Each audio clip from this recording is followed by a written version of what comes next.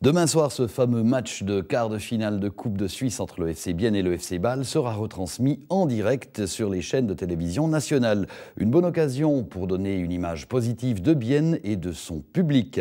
Pour cela, tout doit être prêt pour accueillir la foule des grands soirs à la Gurtzelen. Dernier coup d'œil sur les préparatifs en cours.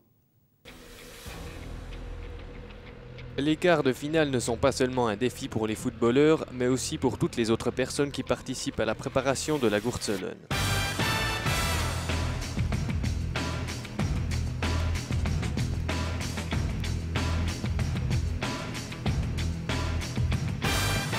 Le gazon commence à avoir de l'allure et ça bouge dans les tribunes. 3000 nouvelles places remplacent les 500 qu'il y avait à l'origine. Ici, donc, nous avons la zone où on a construit les chaises. Juste à côté, une zone tampon pour la protection.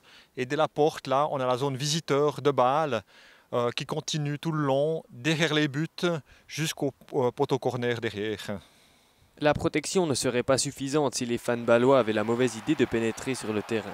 Ces images prouvent que ça ne serait pas une première pour les supporters bâlois. Le barrage entre le terrain et les fans bâlois est minimal. Et même si la direction est bien consciente de ce problème, elle ne peut pas changer grand-chose aux conditions de sécurité. En cas de problème, on n'a qu'une sortie de secours, qui est la porte d'entrée, ou bien justement la place de jeu. Donc c'est pour ça qu'on n'a pas pu monter une séparation entre les visiteurs et le terrain. La séparation est contre l'arrière. Donc en cas de problème, les visiteurs doivent passer par-dessus la barrière et courir sur le terrain. Bref, si de tels fumigènes sont allumés dans les tribunes, les gens vont devoir fuir à travers le terrain.